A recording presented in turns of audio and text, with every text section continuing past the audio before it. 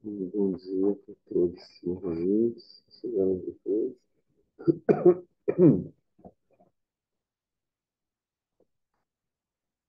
Nós estamos estudando o Taratantra Shastra, um comentário de Maitreya sobre a Prajna Paramita, especificamente sobre o que a gente chama de Tathagata Garbha, que é a essência da mente de Buda que existe em todos os seres. Esse é um dos pontos cruciais do budismo Mahayana. O budismo Mahayana quem traz bem e desenvolve bastante essa noção sobre a mente de Buda que está presente em todos os seres. E é por isso que nós temos o potencial, temos a condição de poder realizar o estado de Buda, que nós já possuímos a mesma mente de Buda, nós também possuímos. Todos os seres possuem.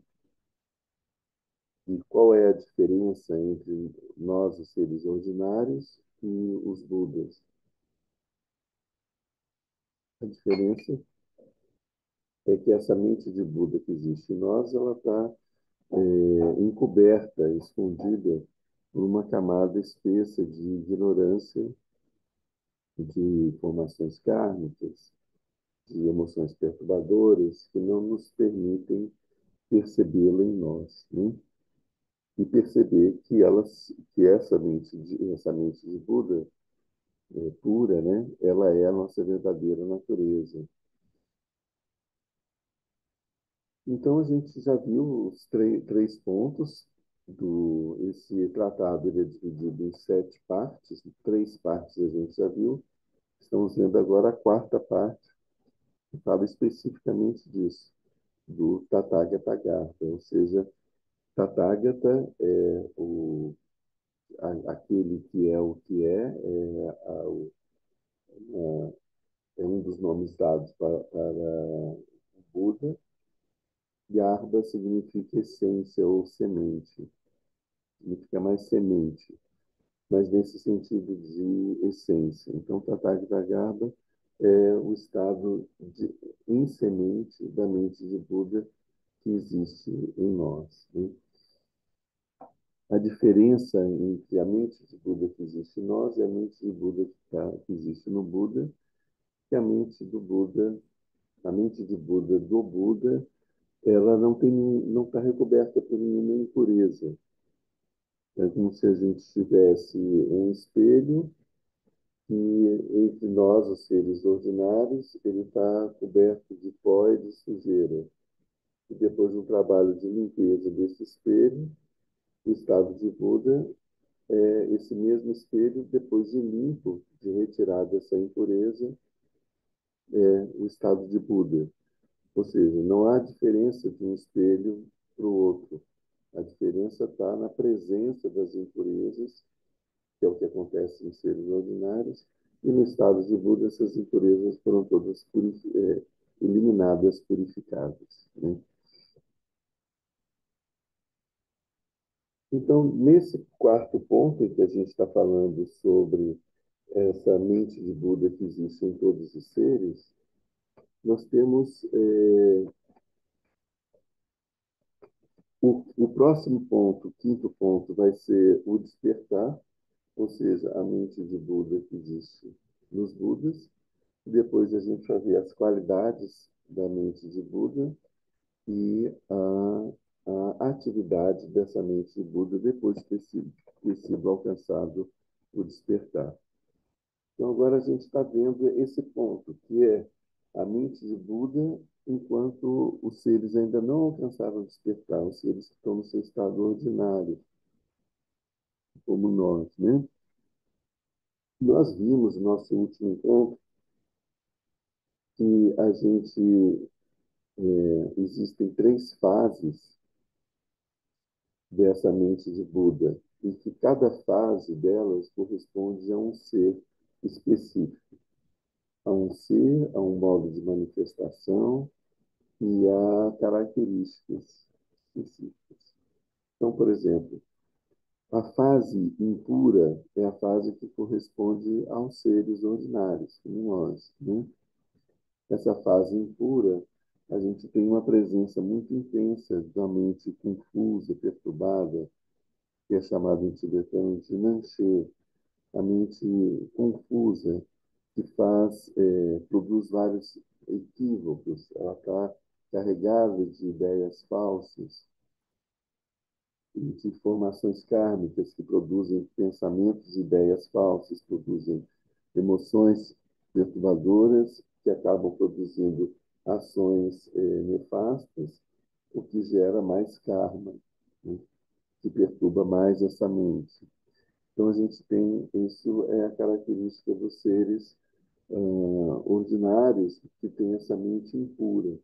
Por causa dessas impurezas, ou seja, esses aspectos que são, né, confusos, que estão presentes na nossa mente, nós não conseguimos enxergar a mente de Buda que existe em nós, né, nossa verdadeira natureza.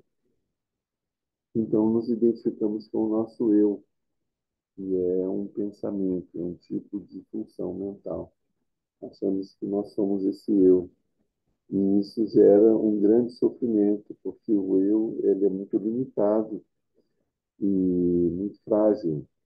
Então, nós acabamos vivendo num estado de tensão, de ansiedade constante, com medo de que esse eu possa passar fome, passar frio, não, não, não, não receber, não encontrar pessoas que lhe amem e, ao mesmo tempo, encontrar situações desagradáveis, inimigos,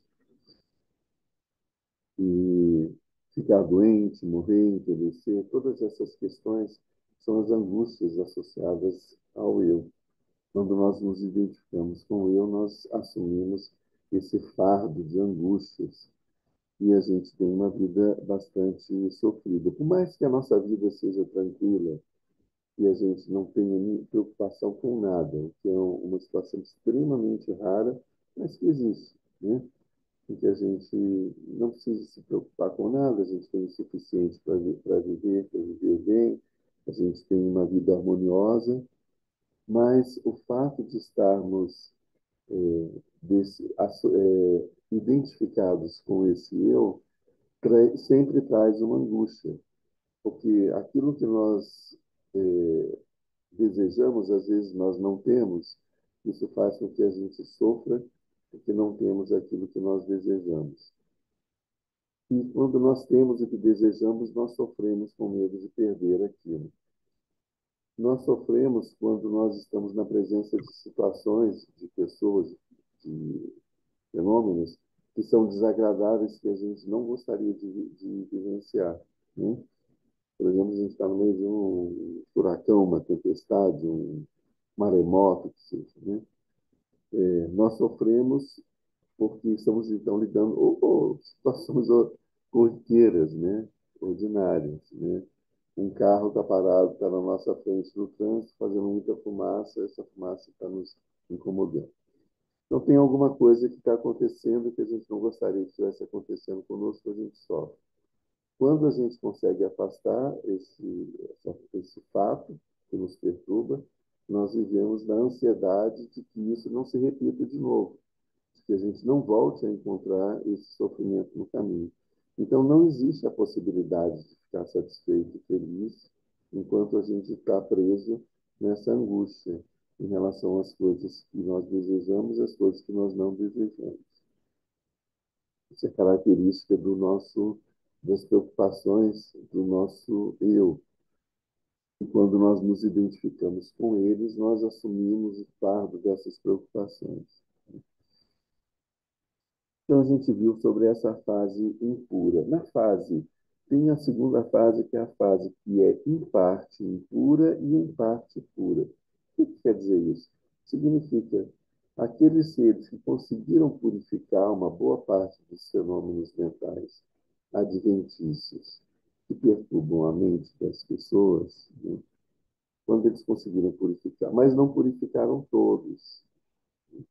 Isso é o que acontece com os bodhisattvas. Eles estão num processo de purificação dessa, desses processos mentais, mas eles não purificaram completamente. Se tivessem purificado completamente, eles seriam Budas, né? Estariam na fase completamente pura. Então, essa fase intermediária representa os bodhisattvas e no seu processo de busca do despertar.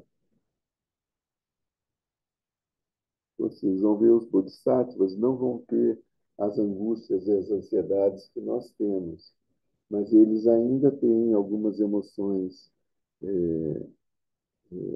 algumas emoções mais sutis, tem um eu bastante sutilizado também, que também traz um pouco de angústias. A sua percepção da mente de Buda não é completamente exata, não é completa, tanto que por isso eles ainda não podem ser considerados como Budas, eles ainda têm alguns traços de, de emoções, de identificações com o eu que eles ainda têm que eliminar. Mas já tem o suficiente de liberdade para que a gente possa dizer que eles estão livres do sofrimento do samsara e que têm a possibilidade de repousar na equanimidade e na extinção do sofrimento.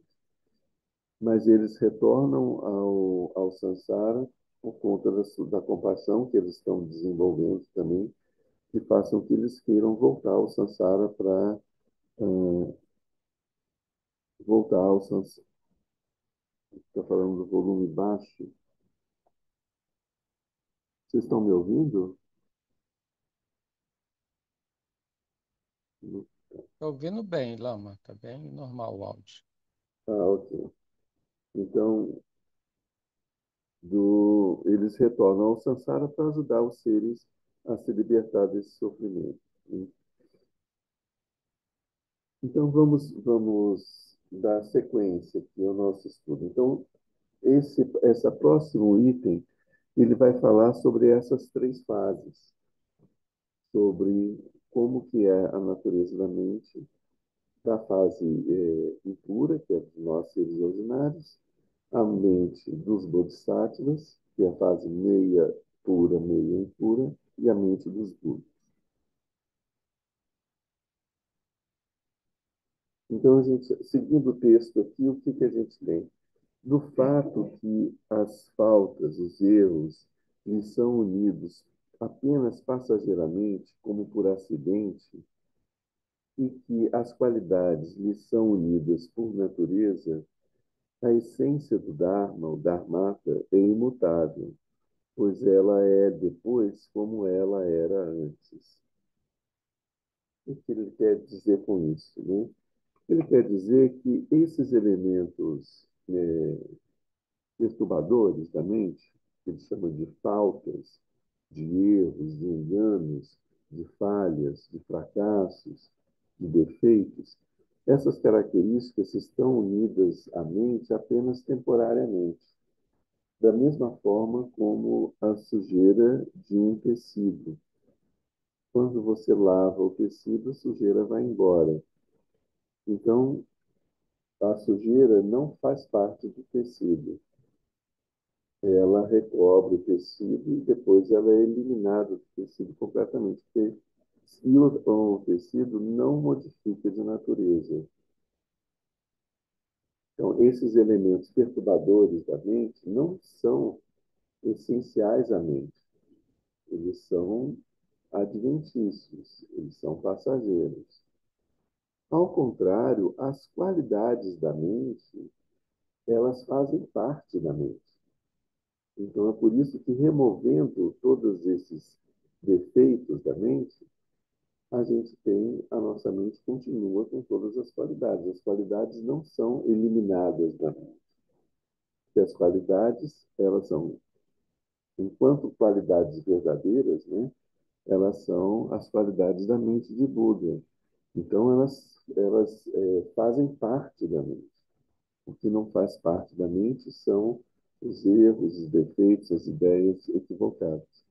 A gente tem um pensamento sobre uma determinada situação, um pensamento perturbado, equivocado, e faz com que a gente tenha uma interpretação errada daquele fenômeno, daquela situação que está acontecendo. Todos nós já passamos por isso diversas vezes. Podemos, se ficarmos atentos, a gente vai ver que a gente passa por isso todos os dias. Né? A gente acha que as coisas são de um determinado jeito e, de repente, a gente percebe que não são. Quando a gente percebe que não são, o nosso pensamento muda. Ah, então as coisas são dessa outra forma. A gente descobre, reconhece a forma real como as coisas são. Pode ser que mais adiante a gente perceba que isso também era um erro e que as coisas ainda são de um jeito ainda diferente. Não importa. O que importa é que no momento que a gente tomou consciência de que uma determinada ideia que a gente tinha, uma convicção que a gente tinha estava equivocada, essa ideia não tem mais nenhum poder sobre nós. Sempre que ela aparecer na nossa mente, a nossa mente vai descartá-la, porque ela sabe que aquilo está errado, que não é assim. Né? Então, por quê? Porque ela não é um erro, um equívoco, uma ilusão, ela não faz parte da natureza da nossa mente.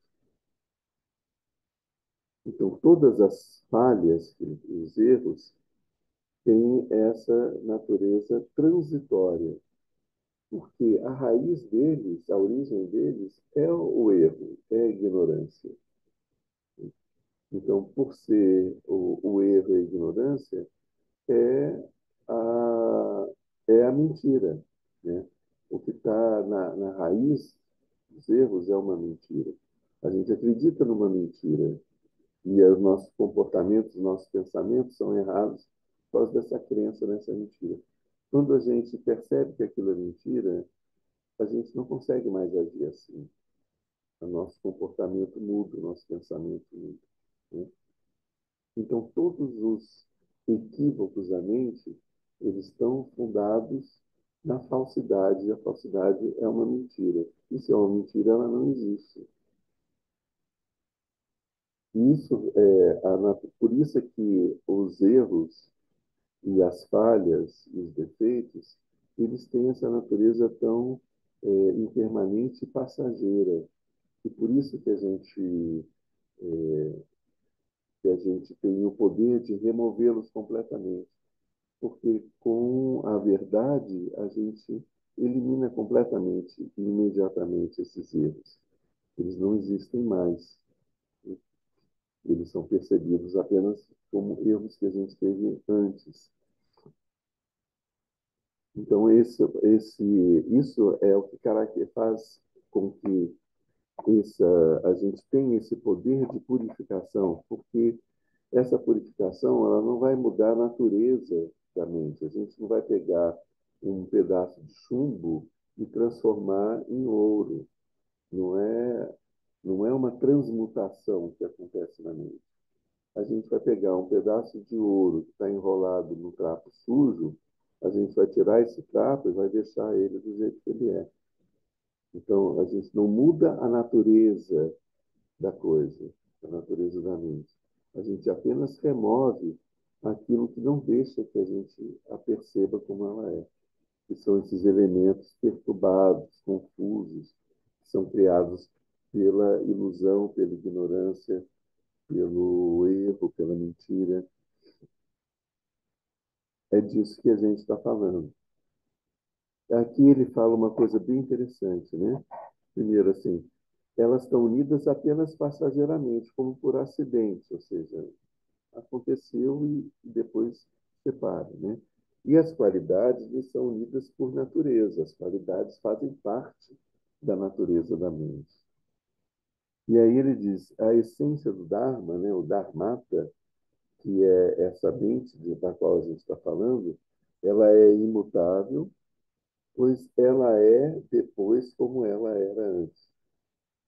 Esse é um ponto interessante. A mente é imutável. A mente dos seres, a mente dos bodhisattvas, a mente dos budas. Ela sempre é a mesma. Ela não muda.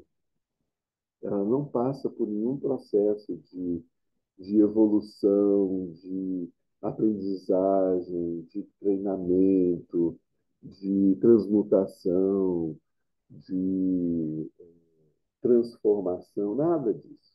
Ela continua exatamente a mesma. Essa é a característica, a nona característica que a gente viu oito antes, nos dias anteriores. A nona característica é a imutabilidade. A mente não muda. A mente de Buda é a mesma e ela não muda durante o processo. Ela não é afetada pelo processo. A única coisa que muda são as impurezas que são purificadas e eliminadas gradualmente. Então, como a gente vê na própria palavra Buda em tibetano, ela é Sangye. San significa purificação, Ye significa desabrochar.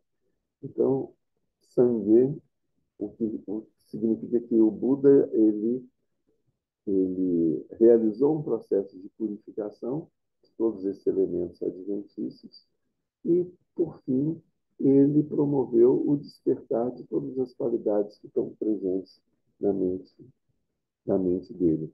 Essas qualidades vão aparecer depois, elas vão ter um começo, depois que a gente se torna Buda, aparecem as qualidades? Não. As qualidades fazem parte da essência da mente. Elas sempre estiveram presentes. Sempre estiveram presentes. Então, a qualidade da compaixão, por exemplo, está presente em nós, igualmente como está na mente de Buda. A nossa mente confusa, ela expressa essa compaixão de uma forma torta, completamente equivocada, porque imagina, nessa compaixão vem um monte de pensamentos equivocados, de que você tem que ter compaixão por aqueles que sofrem, não pode ter compaixão por aqueles que estão causando sofrimento. Você tem que ter compaixão pelas pessoas da sua família e não precisa ter compaixão pelas outras pessoas. Você vai ter compaixão pelos seres humanos, não vai ter pelos animais, ou vai ter pelos animais, não vai ter pelos seres humanos. Tudo isso são os entortamentos que acontecem na nossa mente confusa. Ela é perturbada e ela perturba essa compaixão. Aí a compaixão que a gente expressa, ela vai ser uma compaixão bastante confusa também, porque ela está impregnada dessa confusão, né? Já um bodhisattva conseguiu se purificar bastante, ele vai conseguir expressar uma compaixão muito mais pura, e que a gente vai conseguir olhar, reconhecer e admirar, né? E quando ele for um Buda, ele vai expressar a compaixão absoluta, né? A compaixão como ela está exatamente como ela está presente nessa mente de Buda. Da mesma forma que eu falei da compaixão, é com todas as outras coisas. Todas as qualidades que existem na mente de Buda existem em nós, mas elas são recobertas da mesma forma como a mente de Buda está encoberta para nós, as qualidades da mente de Buda estão distorcidas e encobertas por essa massa de pensamentos equivocados e de ideias falsas que a gente tem. Seguindo aqui o texto, ele vai estar dando vários exemplos, né? Ele diz aqui o seguinte: da mesma forma que o espaço, deixa eu ver aqui, algumas pessoas estão dizendo que o som está baixo.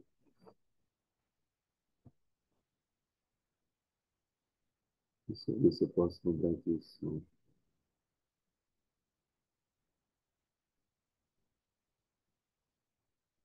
Interpretação da função da Lama, na verdade o som tá abafado, mas eu talvez não tenha como resolver mesmo. Talvez nas próximas o senhor possa usar um fone de ouvido, porque parece que é só Ah, tá. uma questão de estar abafado mesmo, sabe? Porque não tem nada tampando, né, a parte de baixo do celular, certo? Não, eu tô com o computador. Ah, entendi. Me parece que é mesmo uma questão da qualidade do computador. Talvez só usar um fone de ouvido, talvez melhore na próxima semana. É, eu tô usando o microfone da câmera. Entendi. Então aí não sei também como ajudar.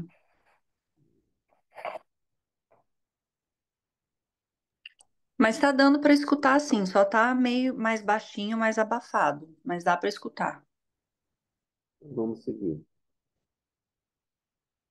O texto, então, na sequência do texto, a gente tem, da mesma forma que o espaço que penetra tudo não é maculado em razão da sua sutileza, assim, essa essência, a essência, o Dharmata, né, a mente de Buda, a essência da mente de Buda, presente em todos os seres, não é absolutamente manchada. Vamos lá. Da mesma forma que o espaço, aí aparece a palavra akasha, como símbolo de espaço. Akasha é a palavra sânscrita, tem sentido de espaço, mas é um sentido um pouco mais vasto do que o que a gente chama de espaço aqui no Ocidente, né? O Akasha, ele é algo como a gente chamaria de um éter, um quinto estado da matéria, né? Como você tem os quatro elementos, água, terra, fogo e ar, o Akasha seria esse quinto elemento, imaterial, mas que tem uma natureza, né? Da mesma forma que o Akasha, que o espaço, que penetra tudo, não é sujado em razão da sua sutileza, ele penetra. A ideia é o espaço está por toda parte e ele não é contaminado pelas coisas que estão presentes dentro do espaço. Por exemplo, aqui a gente tem móveis, tem mesas, cadeiras, tapetes, tancas. Essas coisas não deixam marcas no espaço. Se a gente retirar isso tudo, o espaço continua exatamente o mesmo. Ele não é contaminado pelo seu conteúdo. O conteúdo ele é acrescentado ao espaço, mas ele não é inerente ao espaço.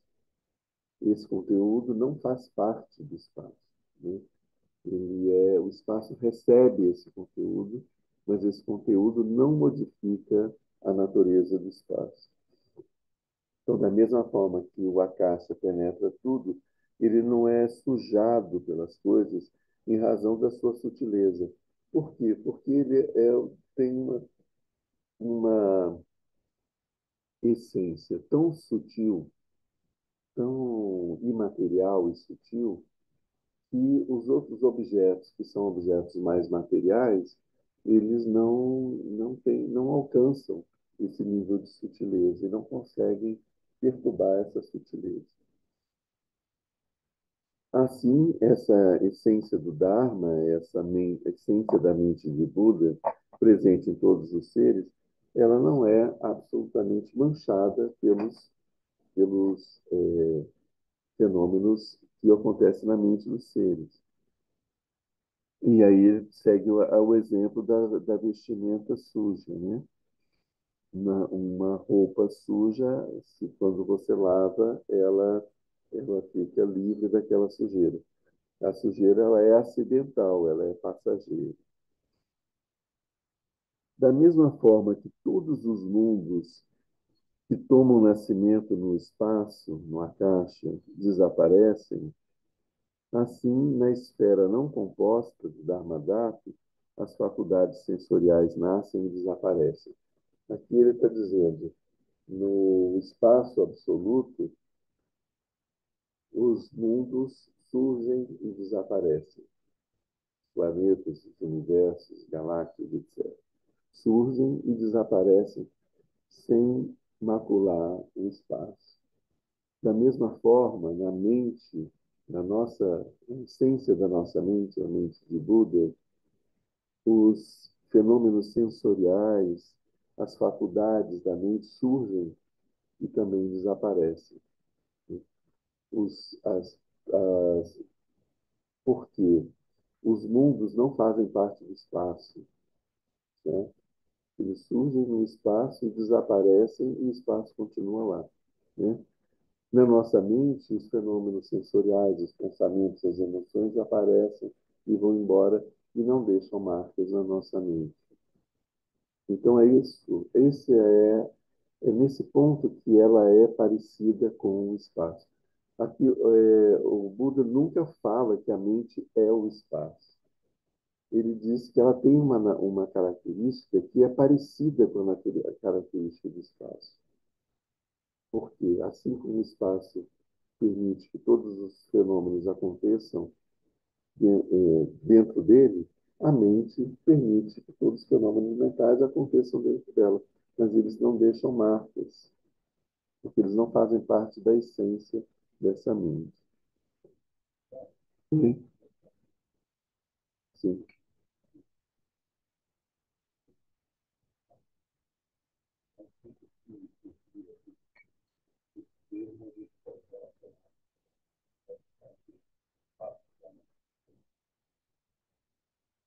Dharmadato, Pedro está perguntando sobre Dharmadato, essa característica de espaço da mente.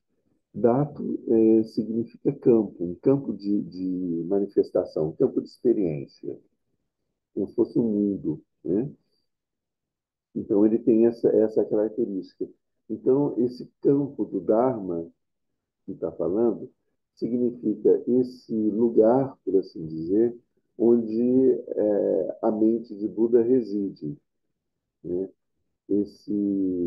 Essa vibração, essa esfera, esse, esse é como se a gente imaginasse assim, a mente de Buda, ela está em toda parte, não está? Está em toda parte. Não existe nenhum lugar onde a mente de Buda não esteja. Ok.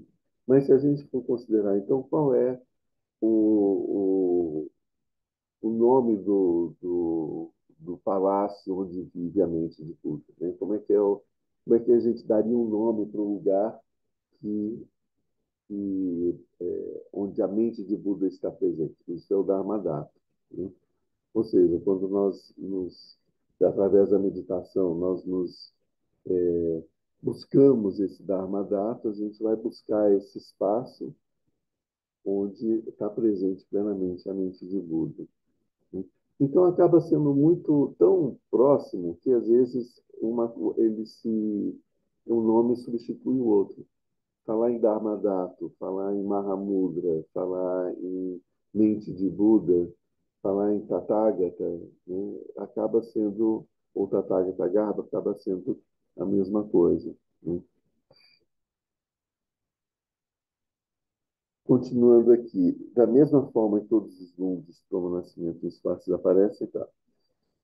Da mesma forma, então, você primeiro ele falou sobre o espaço, que ele não é maculado pelos fenômenos, da mesma forma que a mente de Buda, né? A essência da mente não é maculada por esses fenômenos mentais. Depois ele fala dos mundos que surgem e que desaparecem no espaço. Na nossa mente surgem o quê? Pensamentos, emoções, ideias, lembranças, todos esses fenômenos aparecem na nossa mente e desaparecem, né? Aí é onde está a impermanência, está nesses fenômenos, né? Da mesma forma em que até agora o espaço jamais foi queimado pelo fogo, assim os fogos da velhice, da doença e da morte não queimam essa essência da mente. Então, da mesma forma como o fogo não queima no espaço, pelo menos até agora, ele diz, a gente não sabe no futuro, mas até agora o fogo nunca queimou, o espaço nunca foi queimado pelo fogo. Da mesma forma, o fogo da velhice, o fogo da doença e o fogo da morte não queimam a mente de Buda. Não tem, não. O fogo da velhice representa esse processo de envelhecimento que vai mudando a natureza do nosso corpo, vai consumindo as suas energias até esgotar completamente a, a, a sua vitalidade, né? O fogo da doença, da mesma forma, ele vai consumindo o nosso corpo.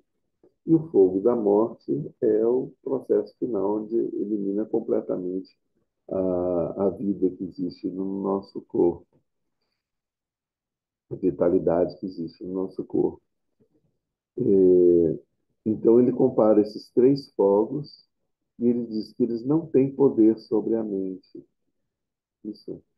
Ou seja, esses fogos consomem o nosso corpo, mas não consomem a nossa mente. O corpo desaparece, a mente continua, imperturbável. Ela não é afetada pelo envelhecimento, pela doença e nem pela morte, né? Isso é um ponto bastante interessante, porque velhice, doença e morte são as três misérias da humanidade que o Buda reconheceu quando ele era um príncipe ainda, né? E ele partiu para buscar o estado de Buda, para buscar transcender esse estado de samsara, alcançar o estado de Buda, justamente para poder ensinar os seres a se libertar dessas três misérias, né? A velhice, a doença e a morte. Então, o budismo ele foi, ele surge de uma busca para dar uma solução para esses problemas até então insolúveis, né? E o Buda encontra essa solução. O primeiro ensinamento que ele dá, quando ele chega até em Sarnath, no Parque das Gazelas, encontra em busca, ele vai em busca dos companheiros dele de práticas ascéticas. Quando ele chega lá e ele vai conversar com os companheiros, ele falou: eu alcancei, eu abri o portão da imortalidade. Ele agora está aberto e eu posso ensinar vocês como chegar lá, né? Então, ele encontrei a solução para o problema da doença, da velhice e da morte, né? Por isso é importante a gente isso está colocado aqui, porque é muito mais profundo do que o que a gente pensa, né? A gente tem essa noção da doença, da velhice e da morte, que é a nossa ideia da nossa experiência ordinária. Mas o envelhecimento é um processo muito mais profundo, muito mais complexo. O adoecimento é uma coisa. Você vai ter uma pessoa jovem, saudável, que está envelhecida, que está doente no nível mais profundo, né? Mas aparentemente não está, né? E talvez a gente fosse pessoas que já estão mortas e aparentemente não estão. Porque o que, que é essa morte, o que, que é essa doença, o que, que é essa velhice, ainda é mais profundo do que o que a gente, os sentidos que a gente dá. Lama, Sim, eu poderia fazer uma pergunta? claro. Da mesma forma, como o senhor disse, né? Da mesma forma que o fogo não queima o espaço, a velhice e a doença não queima a mente de Buda. No entanto, nós, seres ordinários, às vezes temos alguma doença que afeta nossa mente, né? Não reconhecemos mais pessoas, um Alzheimer, por exemplo, né? Como, como essa diferenciação da mente, da minha mente, que eu tenho como mente de Buda, mas ao mesmo tempo, por conta do meu corpo físico adoecido, não reconheço mais as pessoas e a minha mente foi então queimada por essa doença, né? Essa analogia que eu queria fazer, para ver se eu podia comentar isso. Sim, mas a sua analogia ela já traz a resposta, né? Por causa do processo que acontece no seu corpo. A doença está no seu corpo, a velhice está no seu corpo, não está na mente. A mente não é afetada, entende? Mas, por conta da doença do seu corpo, é mais difícil para você expressar a natureza da sua mente. Ela tem um obstáculo maior.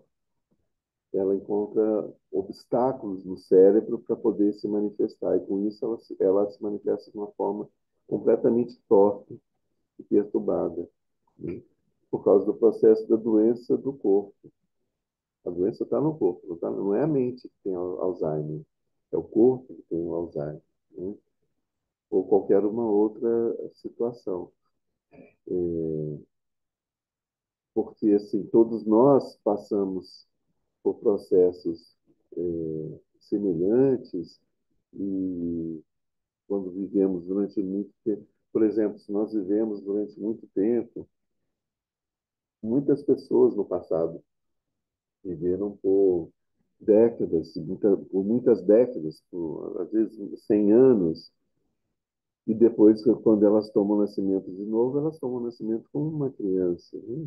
A mente está tão límpida, né? Com uma mente de uma criança. Usando um exemplo assim. Então, o fato de você ter morrido velho não vai fazer com que você nasça velho, porque a velhice não está na mente, a velhice está no processo do corpo, né? E quanto mais a gente envelhece, esse processo de envelhecimento, ele está no nosso corpo, mas ele está também na quantidade de ideias errôneas que a gente vai acumulando e vai turvando o espaço da nossa mente. Vai fazer mais sujeira, mais fumaça, mais fuligem que a gente vai colocando dentro do espaço da nossa mente contaminada, nossa mente perturbada. Ou seja, a mente de uma criança é uma mente mais límpida, por assim dizer, né? Embora não seja uma página em branco, e a mente de um velho já é uma mente muito cheia de ideias, de preconceitos, de conceitos sobre as coisas, muito cheia de emoções e de coisas que acabam impedindo que a mente se manifeste de uma forma tão pura como se manifesta uma criança que está descobrindo o mundo agora. Esse é um exemplo banal, né? Claro, assim, a gente sabe que as crianças têm um passado, né?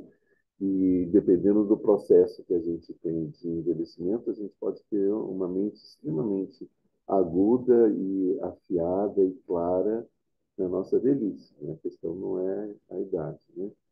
Mas é só para dizer que esse processo desse envelhecimento é um processo que acontece no corpo, mas ele também acontece na mente confusa, na mente conceitual.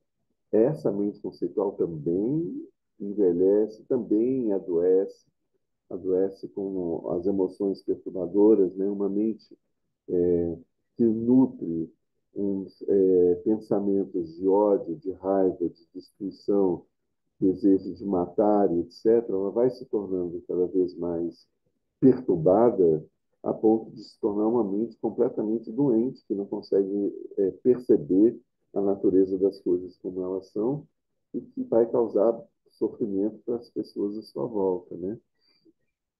Então, isso também é um processo de adoecimento da mente, mas de qual mente?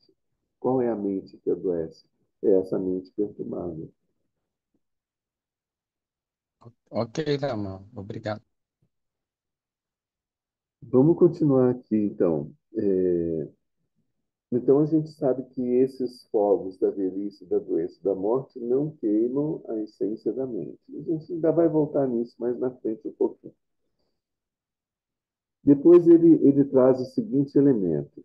A terra apoia-se sobre a água a água sobre o ar e o ar sobre o espaço.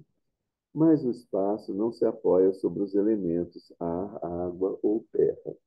Nesse versículos aqui, nessa estrofe, a gente tem uma concepção cosmológica da Índia Védica, que é a mesma cosmologia que o Buda apresenta, uma delas, né?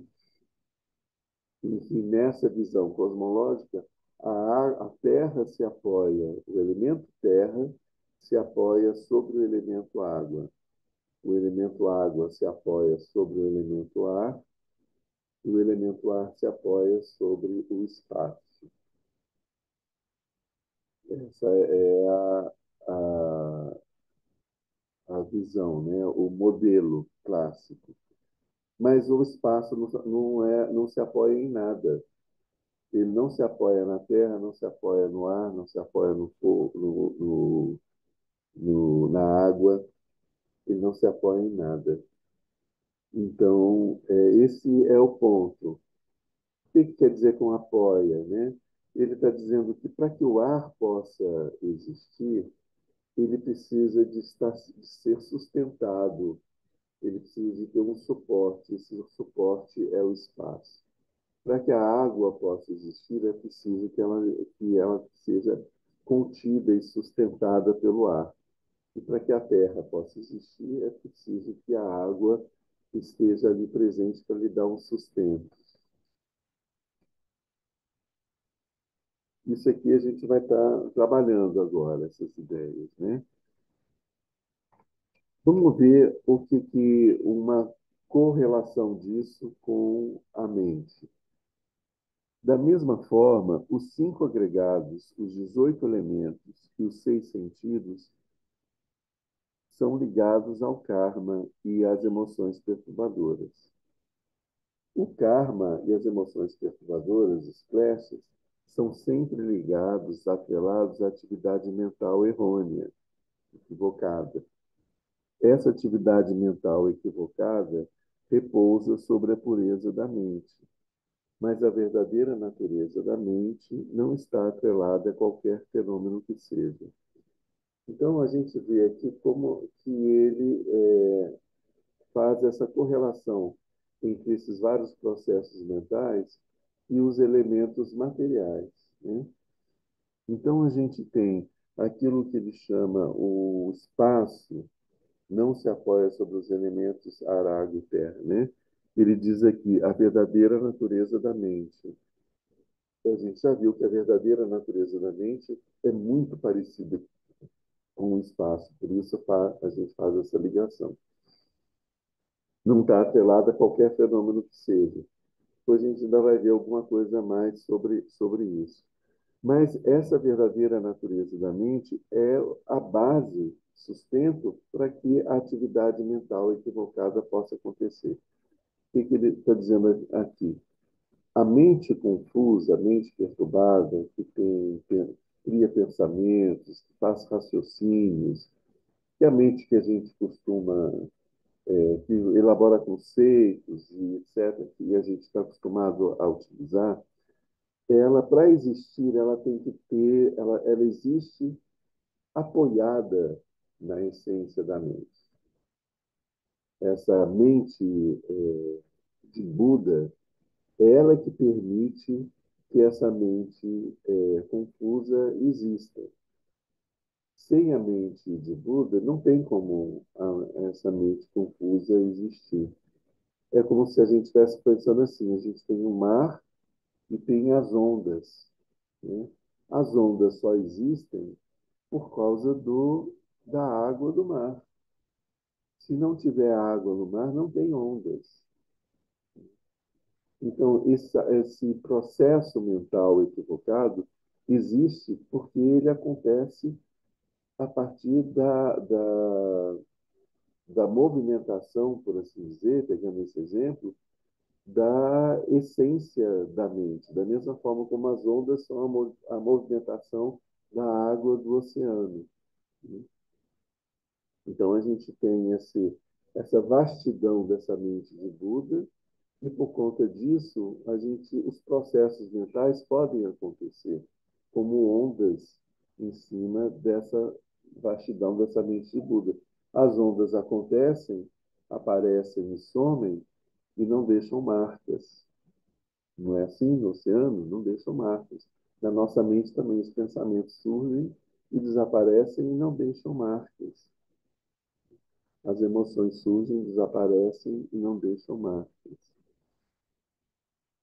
Na, na mente, certo?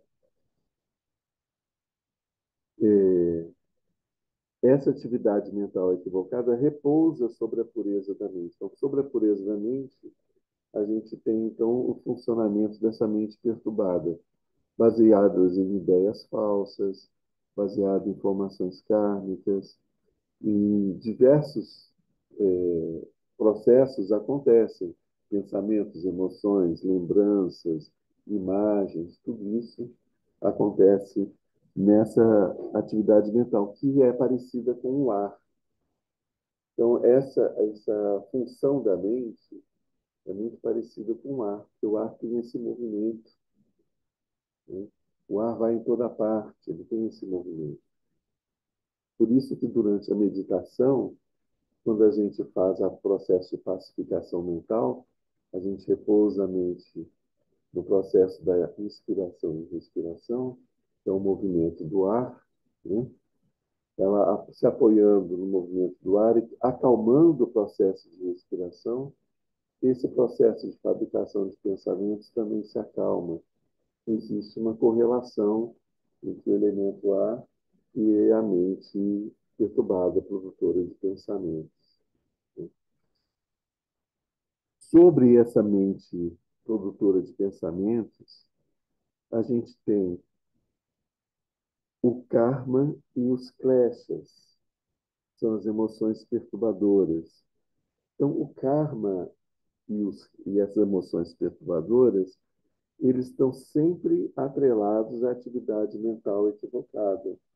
Eles surgem a partir dessa atividade mental equivocada. Essas ideias falsas vão produzir em nós emoções. E essas emoções vão fazer com que a gente haja e essas nossas ações vão produzir karma. Então, a produção dessas emoções, a produção do karma, ela está atrelada no funcionamento dessa mente. Da mesma forma como a água, na cosmologia védica, como a água se apoia sobre o ar. Dessa mesma forma, as emoções, o karma, se apoiam sobre a atividade mental equivocada. E, da mesma forma, os 5 agregados, os 18 elementos e os 6 sentidos, são produzidos pelo karma e pelas emoções perturbadoras. Então, o elemento terra, ele surge a partir do elemento água. O que ele está falando? Esses 5 agregados são os agregados que dão para a gente a sensação de existência, né? Agregado da forma, sensações, percepção, formações volitivas e a consciência.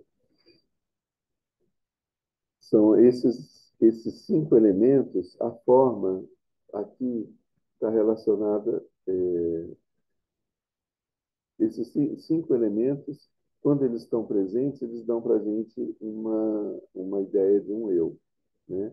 Eu tenho a minha corporalidade, eu tenho as impressões sensoriais, eu percebo, eu tenho a concepção que eu faço sobre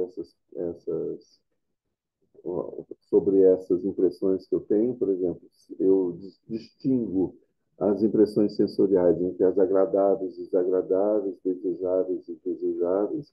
Eu elaboro consciência sobre essas, eu tenho consciência sobre esses processos, são as consciências dos sentidos, a consciência mental, e eu ajo em relação a isso, né? Eu tenho ainda a parte do desejo, da volição, do querer fazer coisas a partir daí. São esses 5 agregados.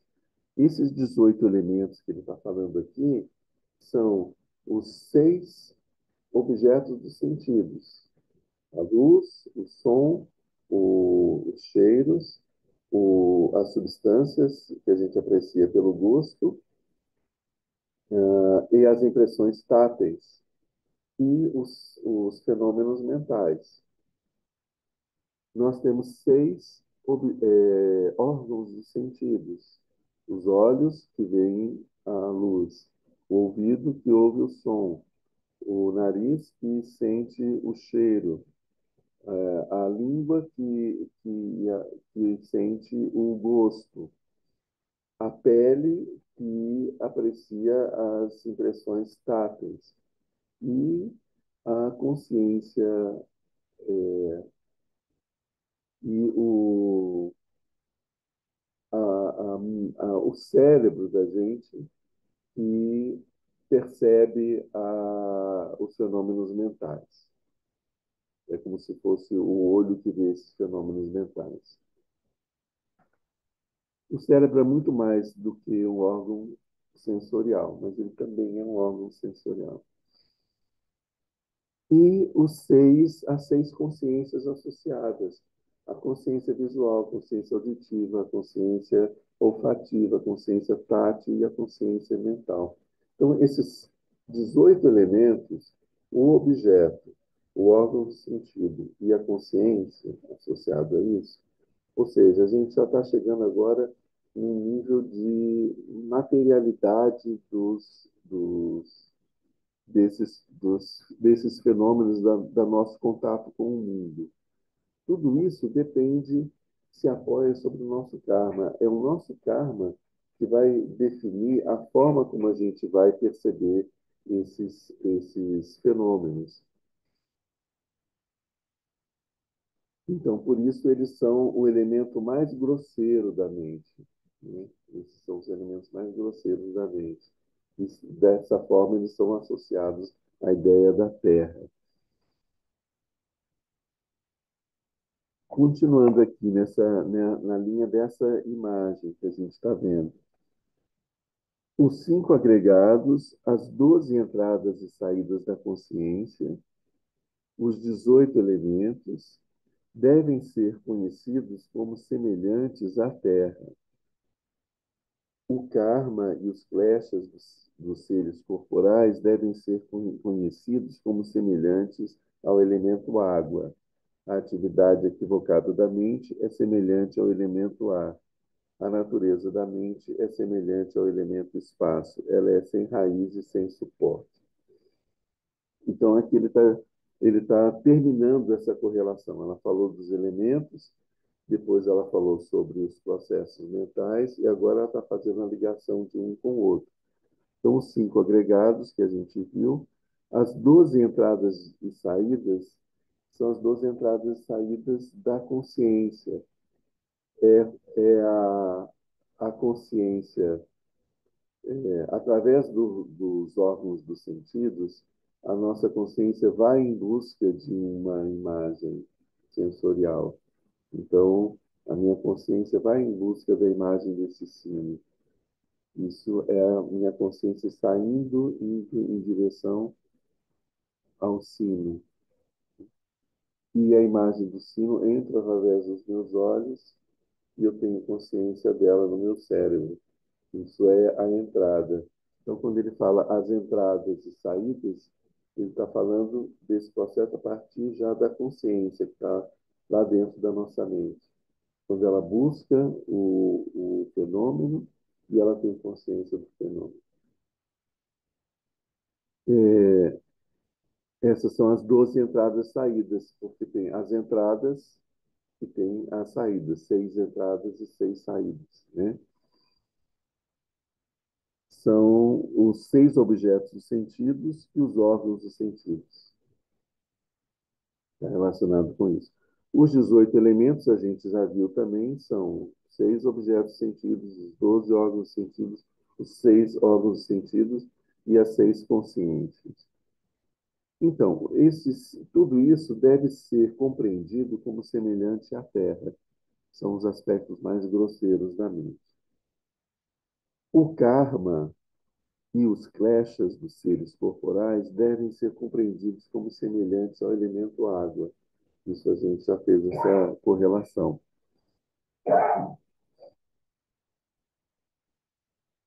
E isso dá para ser explorado, esse sentido de água. Aqui dá para a gente explorar mais para ver como que eles fazem essa associação, por que eles fazem essa associação do karma e das emoções com o elemento água. A atividade equivocada da mente é semelhante ao elemento ar. Isso é mais fácil da gente entender até. Então, a gente já viu isso. E a natureza da mente é semelhante ao elemento espaço. Aí ele traz mais dois elementos. Ela é sem raiz e sem suporte. Isso significa que essa natureza da mente, que é como um espaço, ela não tem uma origem. Ela não vem de um lugar. Ela sempre esteve presente. Ela não tem uma raiz, uma coisa que dá suporte a ela. Ela não é produzida.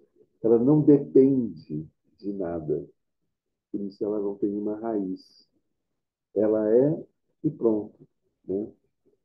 E sem suporte, ela não se apoia sobre nada.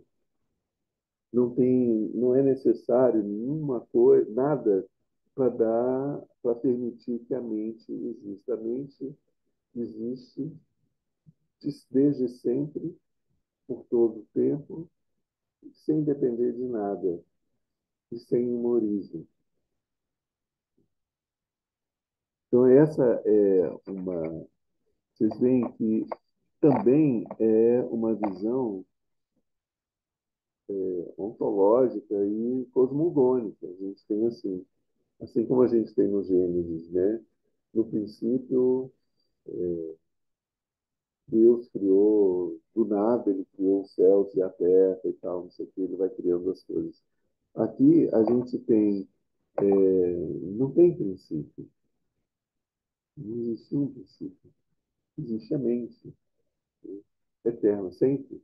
Não tem um começo, nem um fim. Tem uma diferença na visão de a gente constrói a nossa visão de mundo de acordo com uma tradição, a gente tem uma visão de mundo onde você tem um começo e um fim. A visão budista não tem começo nem fim. Tem essa coisa eterna, sempre existiu a mente. Claro que os processos mentais têm um começo e um fim. Então, o universo vai ter um começo e um fim. Mas isso tudo acontece dentro da mente, né? A gente teria uma correlação maior que a gente poderia fazer assim. A gente é sempre perigoso a gente fazer correlações de tradições diferentes, tá? Mas, grosso modo, a gente poderia dizer que, da mesma forma como Deus não tem começo nem fim, é Ele quem dá origem ao universo, da mesma forma o que a gente chama de mente de Buda não tem começo nem fim, e é nela que surge e desaparecem os universos. A gente pode fazer essa correlação de até aí, né? E não mais, né? E não estou dizendo aqui que a mente de Buda é Deus, certo? Mas que da mesma forma como na tradição judaico-cristã a gente tem essa ideia de que Deus está além do princípio e do fim, na tradição budista a gente tem a ideia de que a mente de Buda ela não, ela é anterior ao princípio e ao fim. A atividade errônea da mente repousa sobre a natureza da mente. O karma e as emoções perturbadoras proliferam por causa da atividade errônea da mente. Da água, do karma e das emoções perturbadoras surgem os 5 agregados, as 12 entradas e saídas da consciência e os 18 elementos. Eles nascem e são destruídos, como os mundos nascem e são destruídos nesse universo. Então, ele volta para aquela ideia original que ele falou sobre os mundos, surgindo e desaparecendo no espaço, e ele faz a correlação com a atividade da mente. Primeiro, né, a atividade errônea da nossa mente repousa sobre a natureza da mente. Ela é uma agitação da natureza da mente, por assim dizer.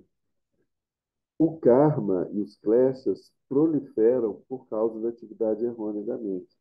Como a gente produz pensamentos e ideias perturbadas e tudo, isso desperta, isso faz criar na mente as emoções, né? Você tem uma ideia equivocada de que uma determinada pessoa está fazendo uma determinada coisa que você não quer. Isso pode fazer, uma pessoa está fazendo alguma coisa, X ali. Isso pode produzir em você, dependendo da natureza do seu pensamento, a emoção de raiva, né? E de você querer destruir aquilo que está te causando um sofrimento. Você pode ter uma emoção de desejo, de repente é alguém que, que você passa a desejar, né? A presença dessa pessoa você passa a desejar. Pode movimentar a sua mente pelo desejo, pode movimentar pela inveja ou pelo ciúme. Eu quero ter aquilo que essa pessoa tem, né? Ou então, eu não tenho o amor dessa pessoa, eu não tenho a atenção dessa pessoa, e desenvolver o ciúme. Pode desenvolver o orgulho quando você pensa, não, essa pessoa ela está tão perturbada, eu não, eu sou bom, eu sou puro, eu sou melhor, eu sou mais, né, mais rico, mais poderoso, ou o que for. São todas essas são emoções que vão estar surgindo a partir dos pensamentos. Os pensamentos produzem as emoções. As emoções, a raiz das emoções são os pensamentos perturbados da nossa mente. Então, o karma e os kleshas, as emoções perturbadoras, proliferam por causa da atividade errônea da mente. Essa ideia do proliferam mostra bem que é uma coisa muita quantidade, né? Da água do karma e das emoções perturbadoras surgem os 5 agregados e os 10 entradas e saídas de consciência e os 18 elementos. Eles nascem e são destruídos como os mundos nascem e são destruídos neste universo, né? Aqui a gente vê que as experiências que a gente tem na vida, elas são produzidas pelo nosso karma. Então, os fenômenos que a gente vai encontrar no mundo, o mundo tem tudo, né? Mas os fenômenos que a gente vai encontrar no mundo e a forma como a gente vai encontrar esses fenômenos depende do nosso karma. Então, a partir daí, do karma, é que vai acontecer a nossa experiência do mundo, como que a gente vai experimentar as coisas do mundo, sentir as coisas, as condições que a gente vai encontrar na nossa vida para realizar as coisas, as causas dos fenômenos também a gente vai encontrar ali. Então, toda a nossa experiência de vida, de trabalho, de recurso, de doença, de amor, de raiva, todas, não estou falando das emoções, estou falando as pessoas que a gente vai encontrar, as pessoas, os amigos e os inimigos, e etc., as situações adversas, as situações favoráveis, né?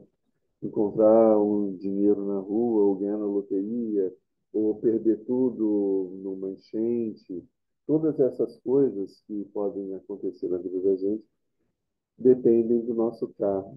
Então, vocês veem como todas essas coisas, elas têm uma densidade, quase que uma materialidade, que a gente pode pensar, nossa, toda a história da minha vida, do que eu vivo, sinto e faço, está aí, né?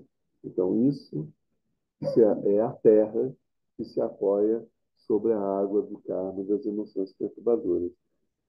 Dependendo das emoções perturbadoras, a gente pode criar coisas diferentes com os elementos que a gente tem, né? E, às vezes, num ímpeto de impaciência, a gente pode destruir as coisas que a gente tem, ou a gente pode destruir as possibilidades que a gente tem de realizar coisas, pode afastar pessoas, né? Então, as emoções, elas têm esse poder criativo sobre as coisas que acontecem conosco, né?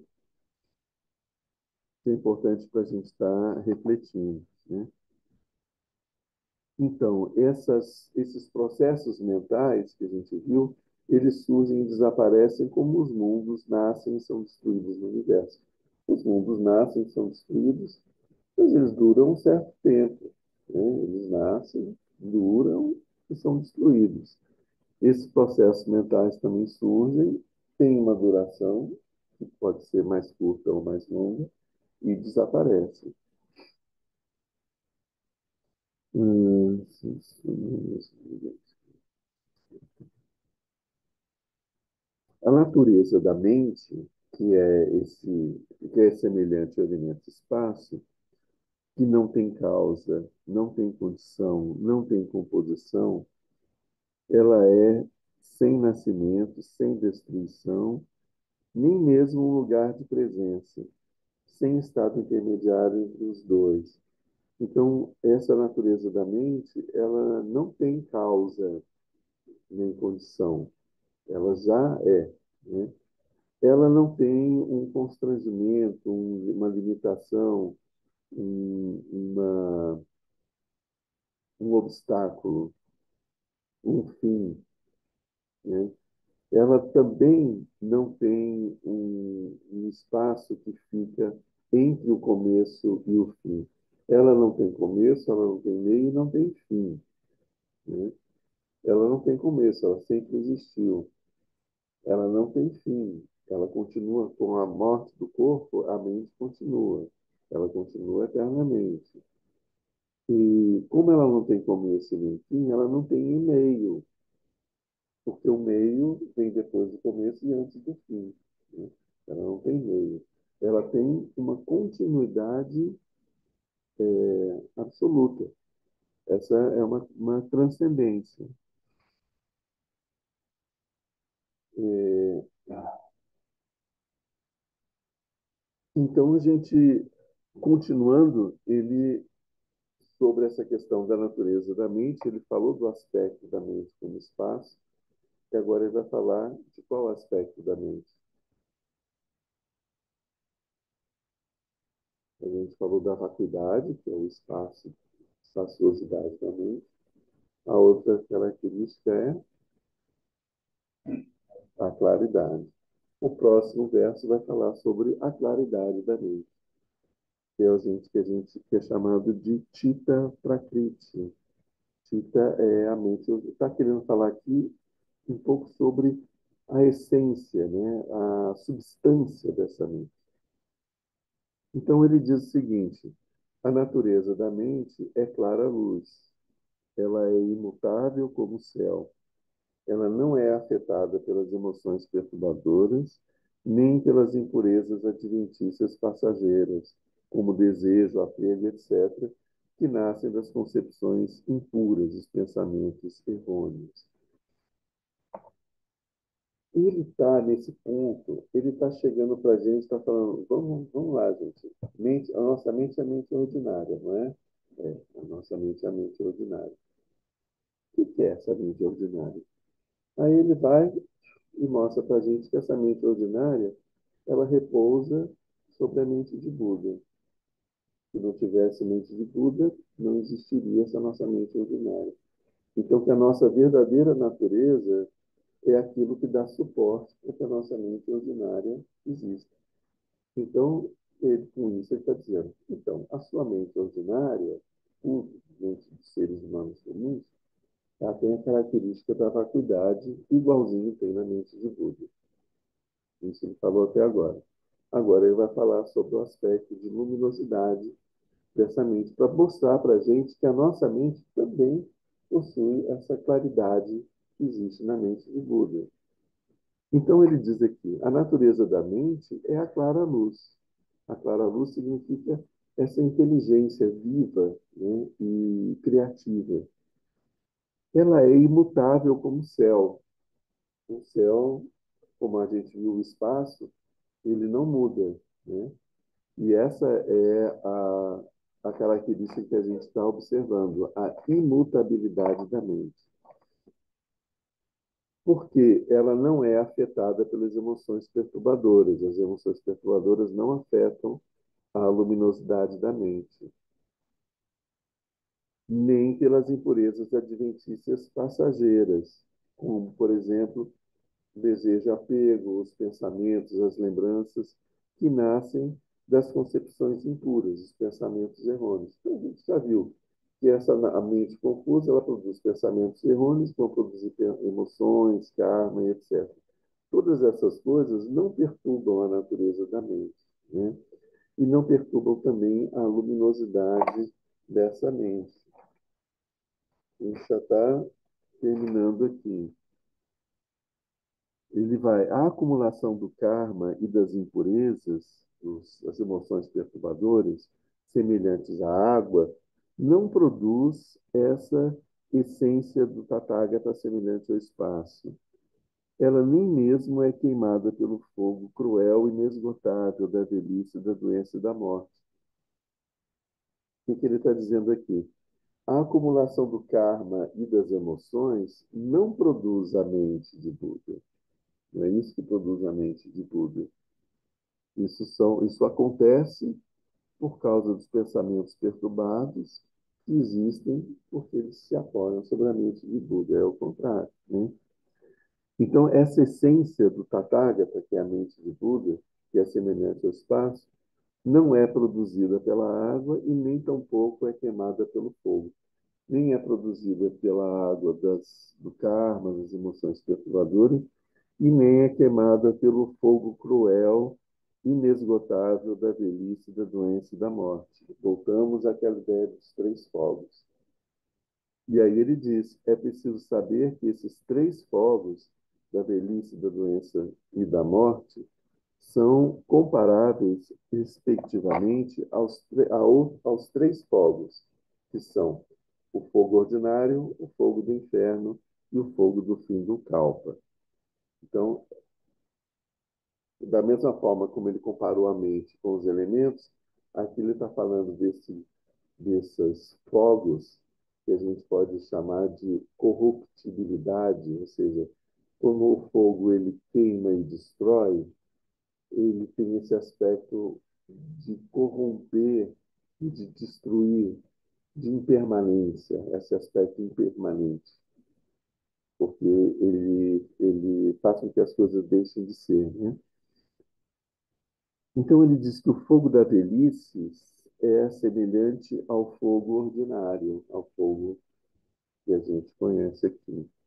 O fogo da doença é semelhante ao fogo do inferno.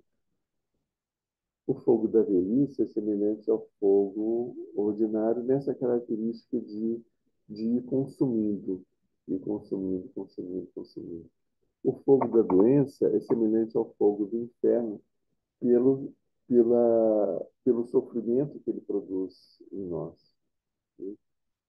E o fogo da morte é semelhante ao fogo do Fijukalpa, porque com o fogo do Fijukalpa todo o universo desaparece, termina. Da mesma forma, com a morte, a nossa corporalidade termina.